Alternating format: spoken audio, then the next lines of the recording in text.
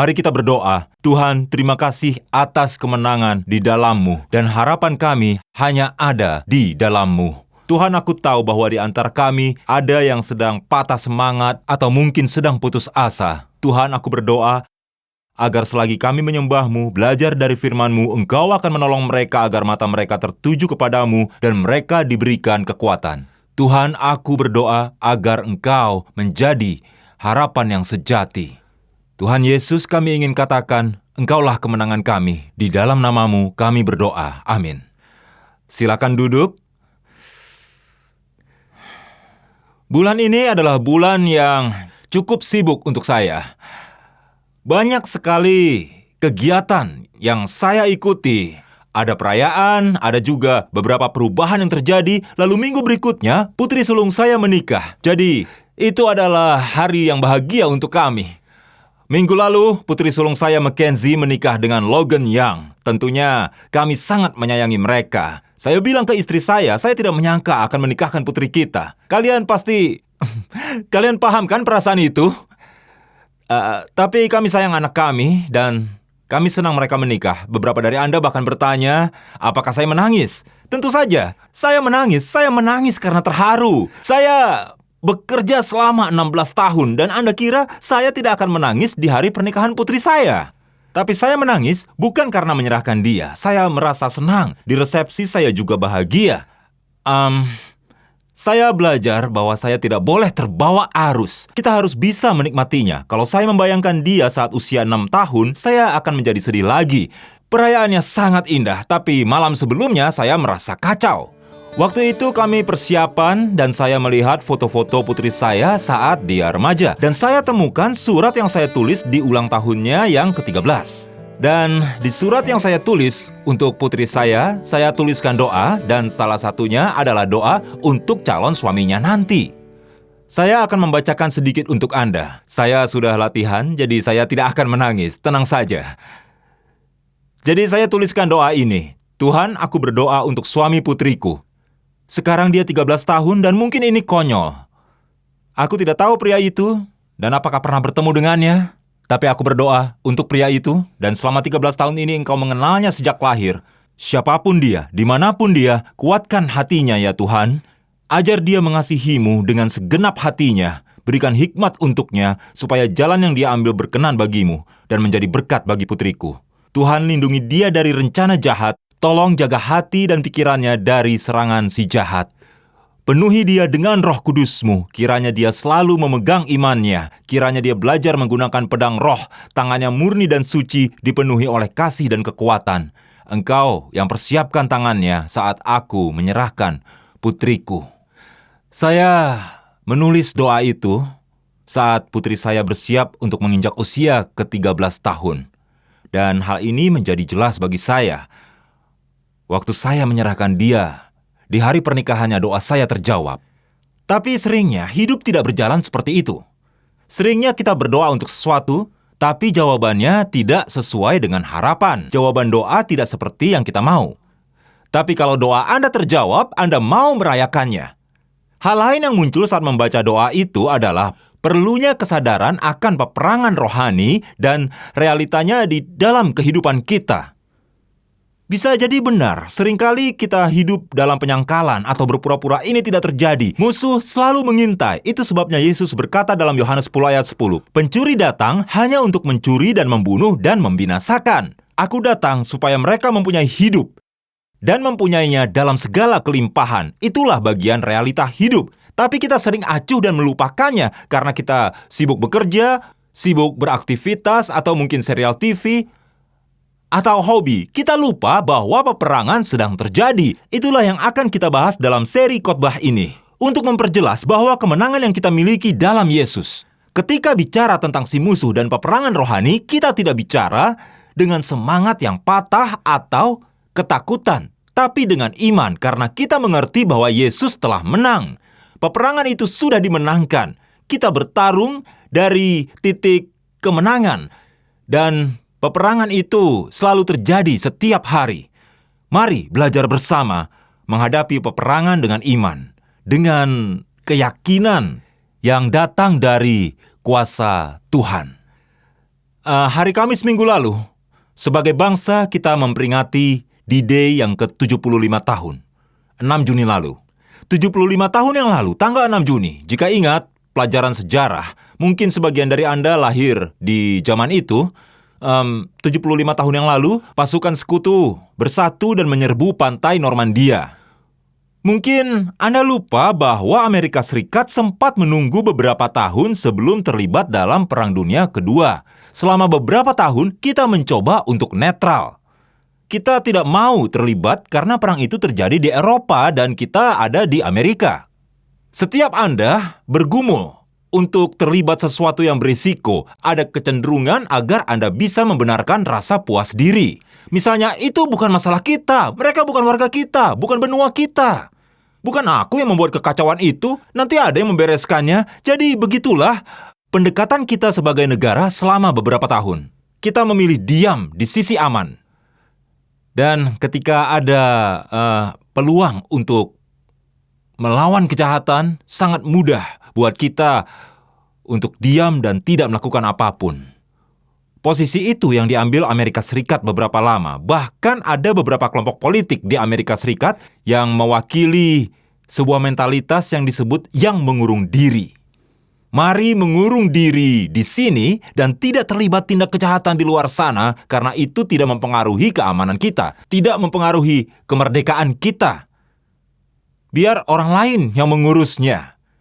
Biar orang lain yang berkorban. Biar orang lain yang melakukan sesuatu. Kita sempat melakukan itu, tapi ternyata Hitler tidak berhenti membunuh jutaan orang Yahudi dan kebebasan dunia pun terancam. Hingga akhirnya saat D-Day, kita bergabung dengan pasukan sekutu, sekitar 150.000 tentara dan 5.000 unit kapal menyerbu pantai Normandia. Kapal-kapal itu disebut dengan kapal Higgins. Sejenis kapal perlengkapan, ukurannya tidak besar tapi bisa menampung banyak tentara dan membawa mereka ke dekat pantai. Tapi selagi pasukan itu mendekati dan pintu kapal diturunkan, mereka mulai dihujani dengan peluru. Dan Hitler tahu bahwa pasukan sekutu mungkin akan menyerang dari berbagai sisi. Jadi dia membuat benteng pertahanan. Mereka menggali bunker bermil-mil panjangnya dan memasang sekitar 4 juta ranjau darat. Pengorbanan pasukan sekutu sangat besar. 10.000 nyawa tentara sekutu melayang akibat perang tersebut. Nah, intinya tidak mungkin mengalahkan kejahatan tanpa menghadapinya. Anda tidak bisa di posisi netral lalu berpikir bisa mengalahkan kejahatan. Mengurung diri bukanlah jawaban. Jika Anda ingin membuat perbedaan dalam hidup Anda, tiada kemenangan sampai mereka melawan dan berkorban. Terkadang kita percaya kepada tipuan netralitas. Orang lain bisa melakukannya, aku lebih senang begini. Dibanding kalau aku harus memilih keberanian atau juga tujuan yang lebih besar. Dalam serial khotbah yang kita mulai minggu ini, kita ditantang untuk mengubah pola pikir itu, menolak puas diri.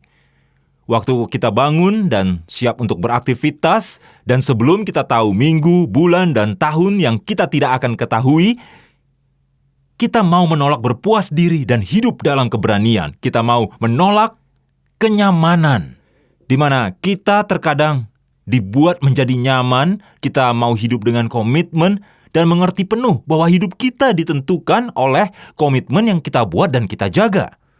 Kita mau menolak berpangku tangan, tapi merangkul pengorbanan.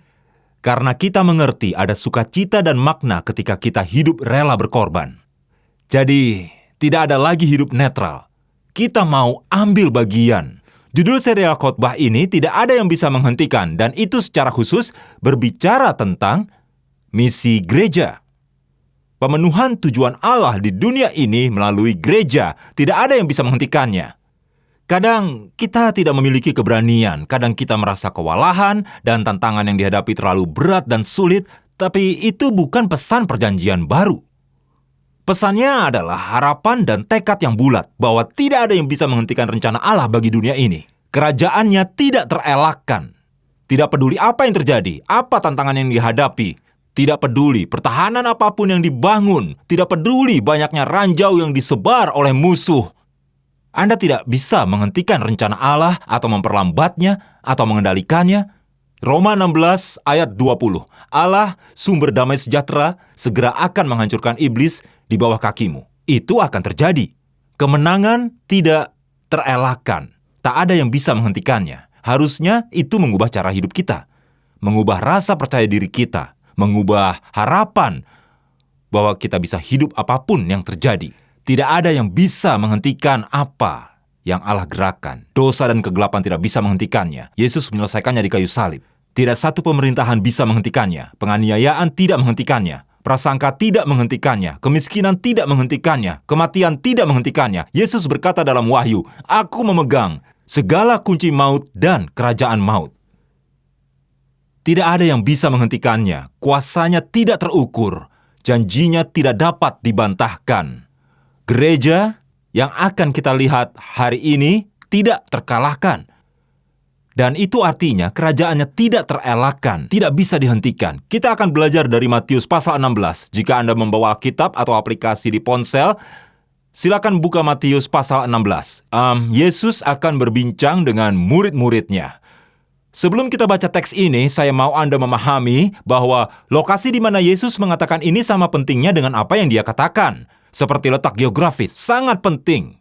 Konteks di mana peristiwa ini terjadi, sangat penting. Mereka ke tempat yang disebut Kaisarea Filipi, sekitar 25 mil dari titik awal mereka, 12 jam perjalanan kaki. Lalu kenapa berjalan 12 jam hanya untuk membicarakan hal itu secara khusus di Kaisarea Filipi? Karena itu tempat yang dihindari oleh banyak orang.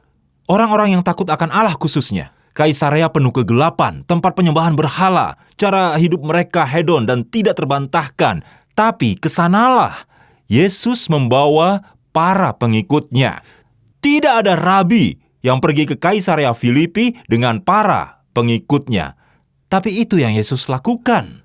Dan inilah yang mereka perbincangkan di sana. Yesus berkata pada para muridnya, "Kata orang, siapakah anak manusia itu?" Kata orang, "Siapakah aku ini?" Aku tahu mereka tidak akan berani bilang langsung pada aku, jadi apa yang kalian dengar? Dengan sedikit terbata-bata, para murid memberi jawaban. Jawab mereka, "Ada yang mengatakan Yohanes Pembaptis, tapi kami tahu engkau bukan Yohanes Pembaptis. Kami pernah melihat engkau dengan dia, tapi sebagian orang berkata begitu. Ada yang mengatakan Elia dan ada pula yang mengatakan Yeremia atau salah seorang dari para nabi." Orang-orang tahu ada sesuatu tentang engkau, tapi mereka tidak yakin. Harus bagaimana? Mereka mendengarkan pengajaranmu dan melihat mujizat yang kau lakukan, dan mereka mencoba mengerti dan menjelaskan hal itu. Itulah yang dikatakan orang. Perhatikan yang Yesus katakan. Yesus menjawab mereka secara personal. Yesus melihat pada para murid dan dia berkata, di ayat 15, "Tetapi, apa katamu? Siapakah aku ini?" Beginilah cara Yesus. Kamu sendiri bagaimana? Hei, aku tahu yang dipikirkan teman-temanmu. Aku tahu perasaan keluargamu. Aku tahu yang sedang tren di media sosial. Aku bertanya kepadamu, kamu sendiri bagaimana? Apa yang kamu percayai? Apa keyakinanmu? Apa yang kamu putuskan?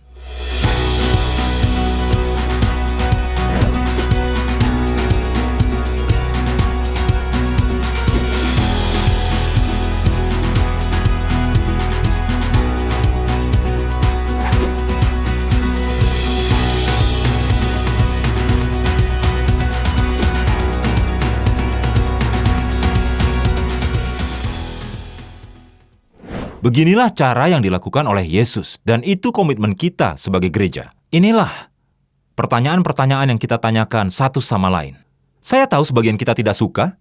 Anda tidak suka terlalu personal. Anda lebih suka datang ke gereja dan sekedar mendapat informasi dan belajar sesuatu. Atau datang ke gereja hanya sekedar meminta nasihat. Tolong, beri aku saran cara lepas dari kekhawatiran. Atau sesuatu yang menolong pernikahanku.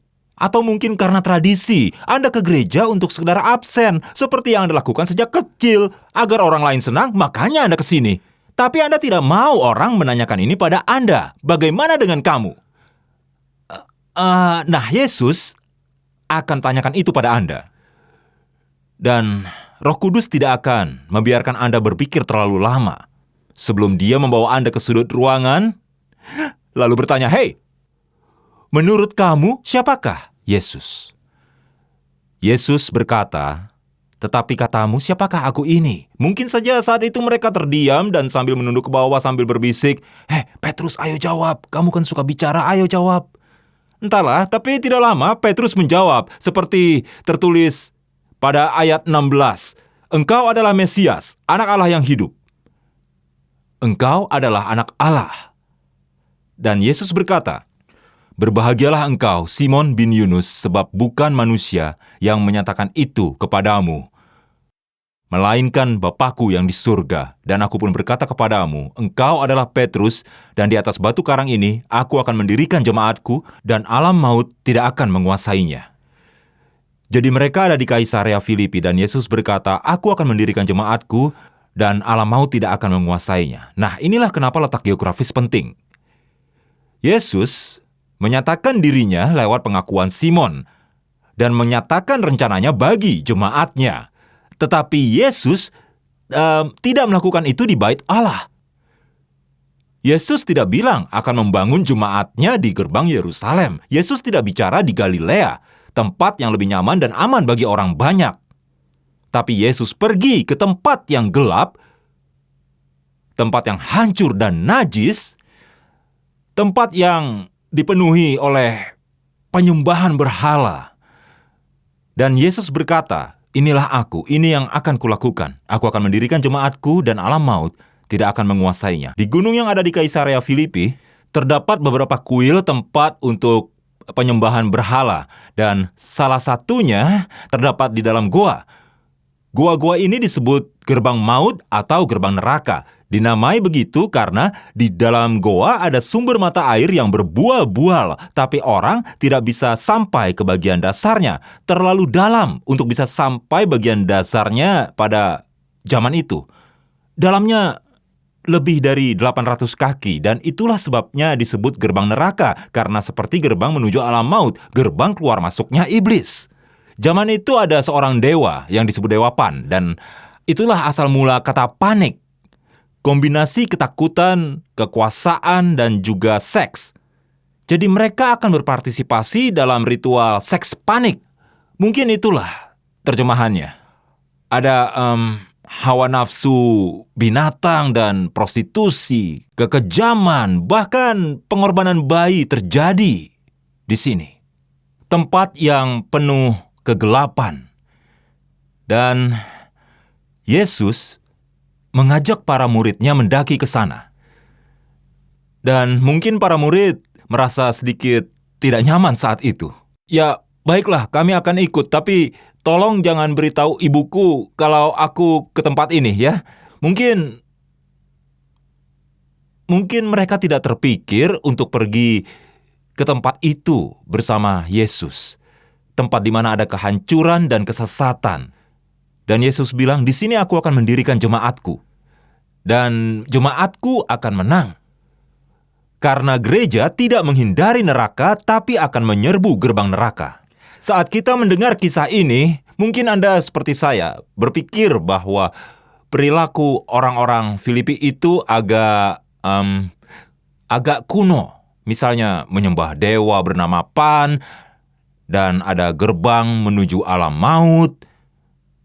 Dan semua pemujaan itu, sepertinya untuk orang-orang di zaman itu, kita merasa sudah berkembang, kita lebih maju. Benarkah kita begitu? Bukankah kita menyembah berhala yang sama, hanya rupanya saja yang berbeda?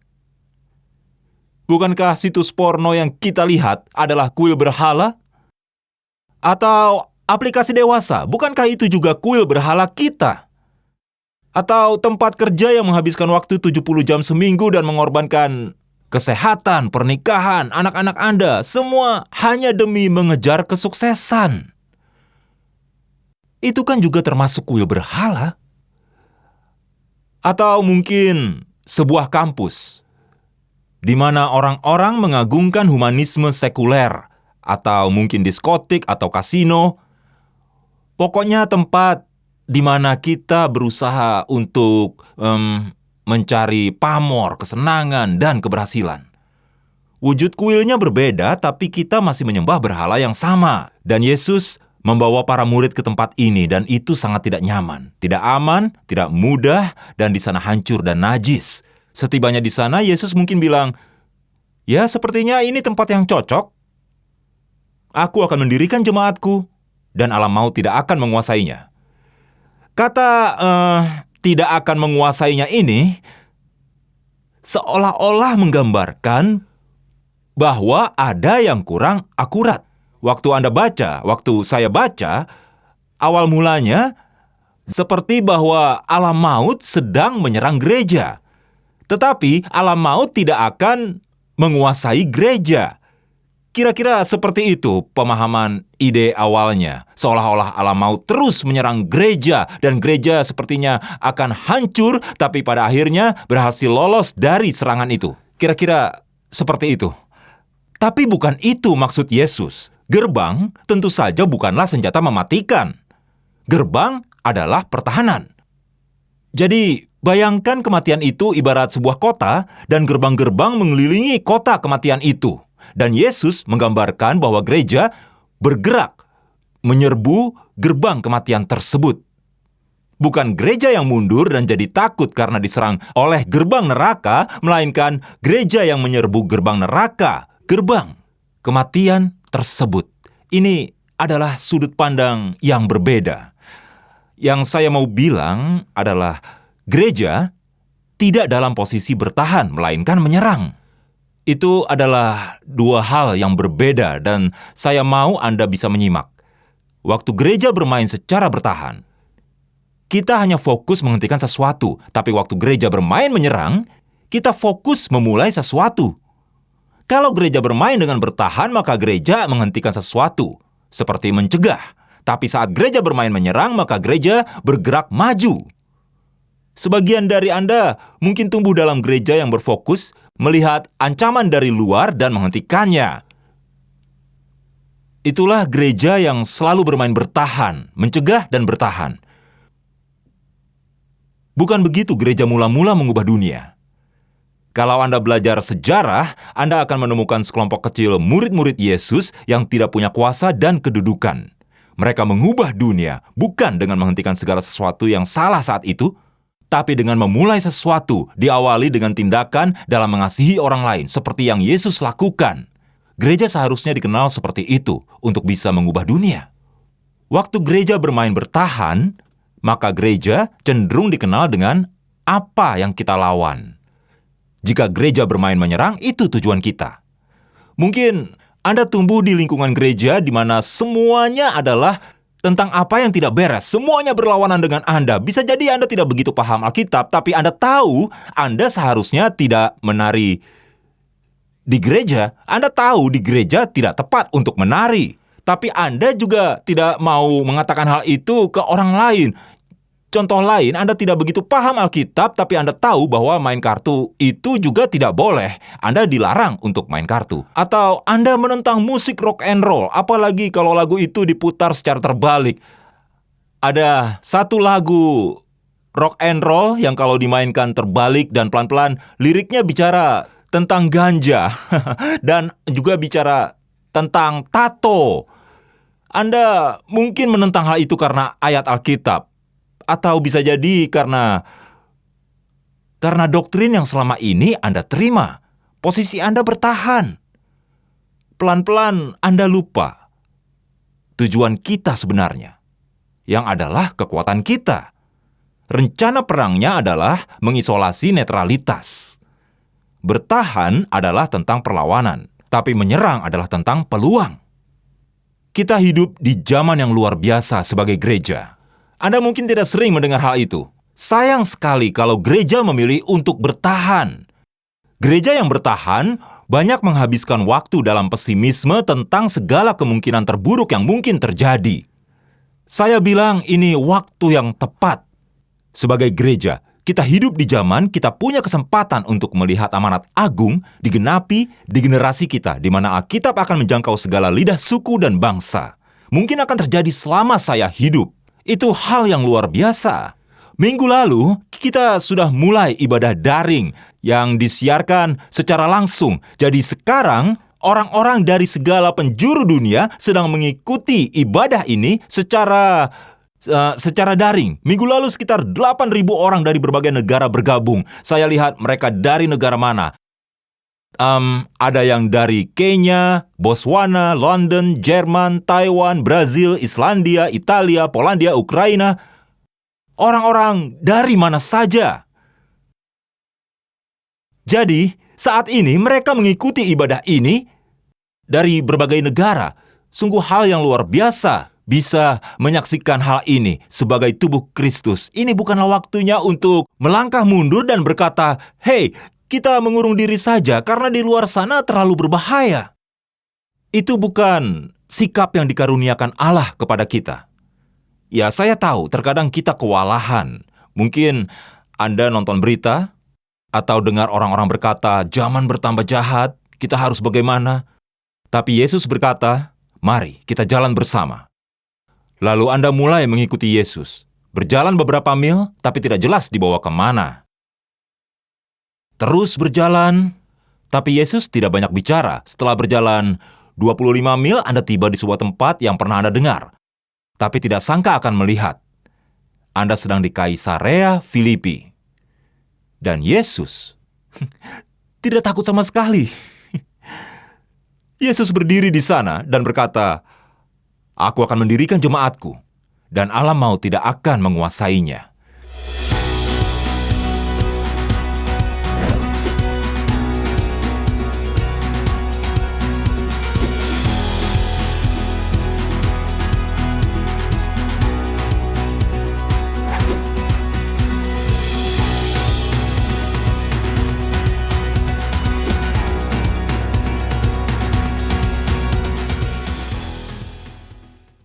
Satu contoh bagaimana gereja yang menyerang seharusnya bahwa tidak ada yang bisa menghentikan semangat itu ada di 1 Korintus saat Paulus menulis surat ke jemaat Korintus tapi dia sendiri ada di Efesus. Paulus menulis suatu paradoks yang baiknya kita ketahui. Dia berkata, "Tetapi aku akan tinggal di Efesus sampai hari raya Pentakosta sebab di sini banyak kesempatan bagiku." Paulus bilang, "Aku tidak bisa ke sana sekarang, aku akan tinggal di Efesus beberapa waktu, karena banyak kesempatan bagiku." Oh, baiklah. Apakah artinya dia berhasil di sana? Apakah orang-orang di Efesus menerimanya dengan baik? Apakah berita baik mudah diberitakan dan tidak ada yang menentang? Apakah itu maksudnya? Banyak kesempatan terbuka? Di sini banyak kesempatan bagiku untuk mengerjakan pekerjaan yang besar dan penting sekalipun ada banyak penentang. Tunggu dulu, tadi katanya banyak kesempatan bagimu. Tapi kenapa sekarang kau bilang ada orang yang menentangmu? Aku sama sekali tidak paham apa maksudnya. Jadi Paulus melihat perlawanan sebagai peluang. Semakin gelap tempatnya, cahaya semakin terang. Semakin banyak perlawanan, maka semakin besar kesempatan untuk melihat kuasa Yesus bekerja. Makanya Paulus bilang, "Aku di Efesus dulu. Ada banyak orang yang menentangku. Aku di sini dulu." Dan itulah semangat, keyakinan yang muncul saat kita menaruh harapan kepada Yesus. Semangat itulah yang ingin kita miliki sebagai tubuh Kristus. Kita tidak menjauh dari tempat gelap dan bersembunyi di tempat yang nyaman. Kita tidak bermain bertahan, melainkan menyerang. Kita akan pergi ke tempat-tempat yang gelap atau tidak lazim. Jadi bagaimana?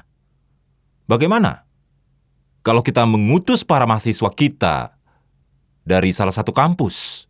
Bagaimana kalau mahasiswa dari kampus Southeast pergi melayani ke penjara? Bagaimana kalau mahasiswa kampus Southeast pergi ke kampus-kampus yang selalu saja mengagung-agungkan humanisme sekuler? Jadi kesanalah para mahasiswa kampus Southeast akan pergi. Bagaimana kalau kita mulai memeriksa komunitas kita dan mengamati hal-hal, misalnya jika Anda mempelajari kota Louisville 5 tahun ini, maka Anda akan temukan tentang imigrasi, di mana jumlah imigran dan pengungsi tercatat semakin banyak. Bagaimana kalau para mahasiswa kampus kita pergi melayani para imigran dan pengungsi? Di mana kita mengasihi mereka pribadi lepas pribadi dan tempat-tempat yang sulit dan tidak lazim, tempat-tempat seperti itu. Saya senang dengar kisah orang-orang yang menghidupi hal ini. Seperti seorang gadis kelas 7 di gereja kita. Dia mendengar ada sekolah yang punya organisasi atlet Kristen. Dia juga ingin sekolahnya punya organisasi itu. Jadi, dia berdoa dan diskusi dengan beberapa pendeta di sini, lalu menemui komite sekolah dan mereka bilang, tidak bisa, kita menghargai keberagaman agama di sini, jadi tidak bisa. Selama berbulan-bulan dia berdoa dan mencoba, akhirnya komite membolehkan. Secara legal kami tidak bisa menghalangi, tapi syaratnya tidak boleh promosi, tidak boleh pasang pengumuman untuk promosi, hanya boleh dari mulut ke mulut saja.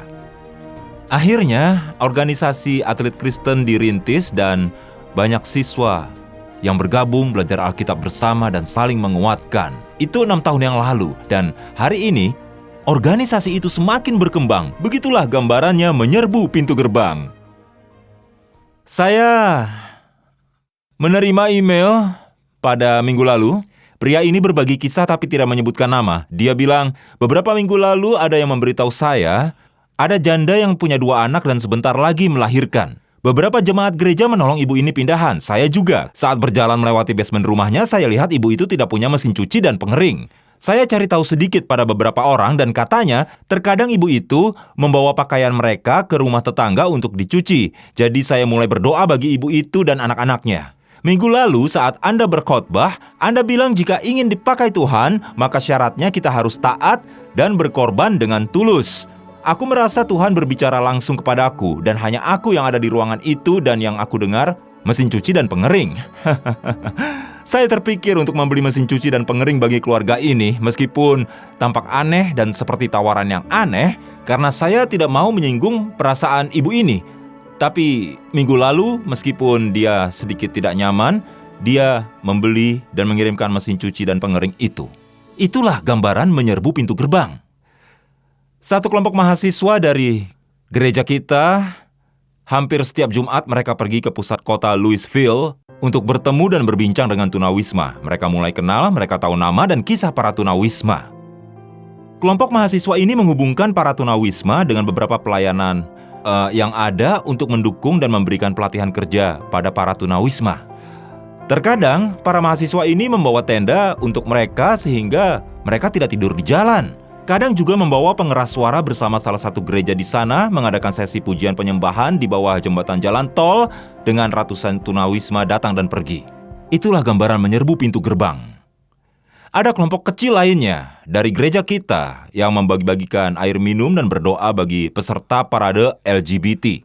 Bukan mendukung LGBT, melainkan melakukan yang Yesus katakan. Yesus berkata, berilah air bagi yang haus. Banyak orang yang haus di parade tersebut.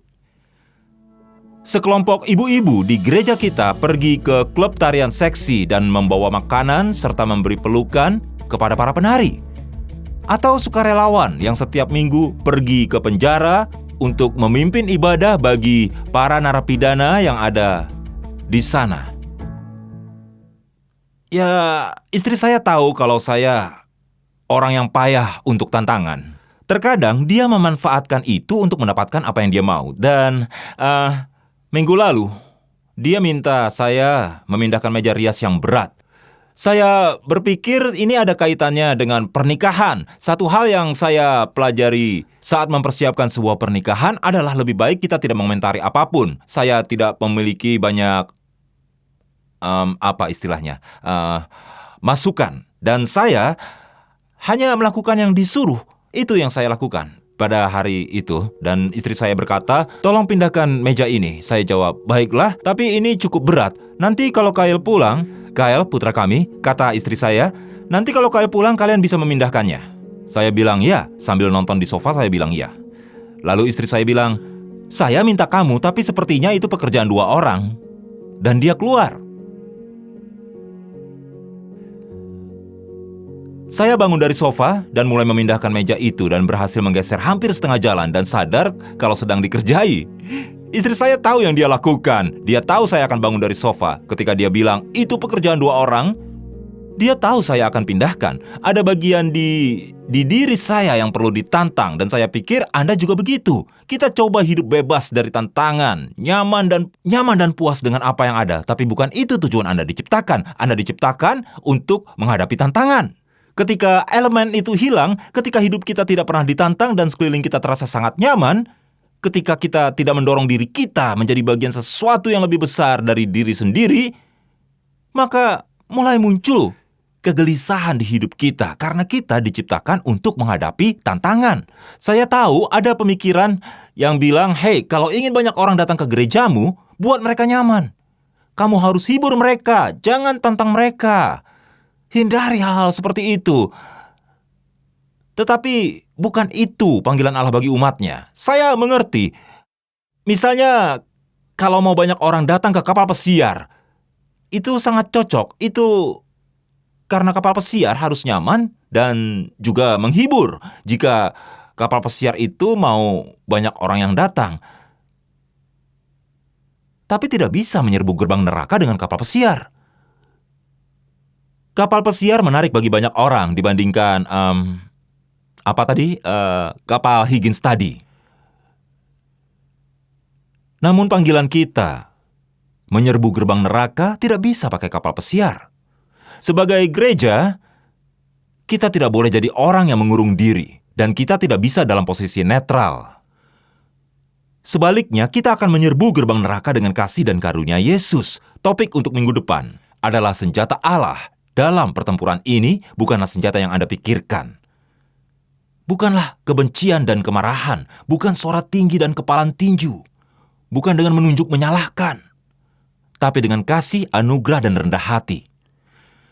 Jika Anda bagian gereja ini, saya percaya kalau Anda adalah bagian dari pasukan sekutu yang hebat. Saya juga percaya bahwa kita di minggu ini berkumpul dengan pasukan sekutu lainnya dari berbagai belahan dunia. Yesus akan mendirikan jemaatnya. Dan saya harap Anda bergabung. Saya harap Anda menolak rasa cepat puas diri dan kenyamanan. Saya harap Anda merangkul setiap tantangan, komitmen, dan pengorbanan yang perlu. Bagaimanapun juga, Yesus akan mendirikan jemaatnya dan tidak ada yang menghentikan. Mari berdoa. Tuhan, kami datang kepadamu dengan gairah pujian yang berkobar karena Engkaulah Allah, tidak peduli apapun yang terjadi di dunia ini atau saat kami kehilangan harapan, kami tetap menemukan kemenangan di dalam nama-Mu. Engkaulah penebus kami, penyembuh yang ajaib. Kami datang padamu dan kami menyatakan bahwa kuasa Yesus ada dalam nama-Mu. Tolong kami agar terus mengagungkannya. Kami nyatakan kemenangan dalam nama-Mu, dalam kehidupan kami, keluarga kami, di rumah kami, dan komunitas orang percaya di seluruh dunia. Roh kekalahan atau pesimisme tidak ada di dalam kami, melainkan roh pengharapan dan roh keyakinan. Bukan karena siapa kami, tapi karena siapa Engkau. Tuhan Yesus, jangan biarkan kami nyaman. Panggillah kami melakukan sesuatu yang lebih dari diri kami. Pakai kami untuk menggenapi rencana-Mu bagi dunia ini. Dalam nama Yesus kami berdoa.